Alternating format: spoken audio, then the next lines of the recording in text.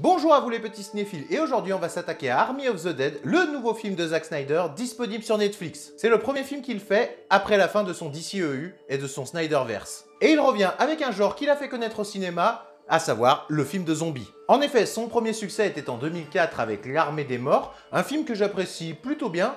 D'ailleurs, faudrait peut-être y penser parce que L'Armée des Morts, Army of the Dead, ça fait un petit peu pareil, hein. Pas top, hein. Et ce nouveau Army of the Dead devait être la suite de son premier film, L'Armée des Morts. Et donc ce film est réalisé par mon bien-aimé Zack Snyder. Si vous suivez la chaîne, je pense que vous savez que je l'adore.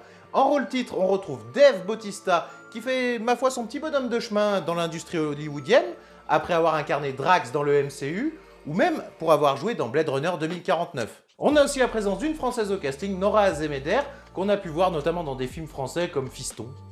Bon...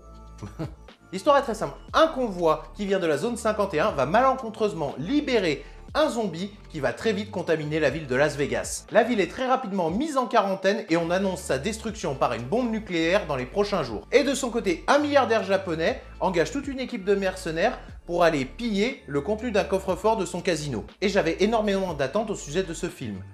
Au début, j'étais vraiment très satisfait. J'avais l'impression qu'on était en mode Dead Rising, bourrin, décérébré, ça allait péter dans tous les sens, tuer du zombie, en mode aussi Ocean's 11 du zombie. Et puis d'un seul coup, on est passé à un autre genre de film. On a essayé de développer des personnages, alors qu'en fait, on s'en foutait un peu. Et surtout, certaines relations entre les personnages, ça fait vraiment cliché, quoi. On a essayé d'ajouter de la profondeur là où, pour ma part, j'en voulais pas tellement. Je voulais surtout du grand spectacle. Et puis au final, le film est assez prévisible et j'ai jamais vraiment été surpris, quoi. Même si on peut compter quelques belles morts de personnages. Après, on a son compte de morts de zombies, on a pas mal d'actions.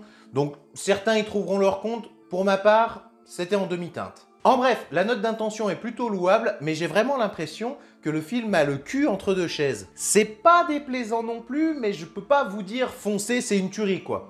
Faites-en ce que vous voulez. J'espère pour moi que ce film ne sera qu'une transition dans la carrière cinématographique de Zack Snyder et qu'il reviendra bientôt avec un grand film. N'oubliez pas de liker, partager, commenter, de vous abonner et de faire vos suggestions en commentaire. À bientôt!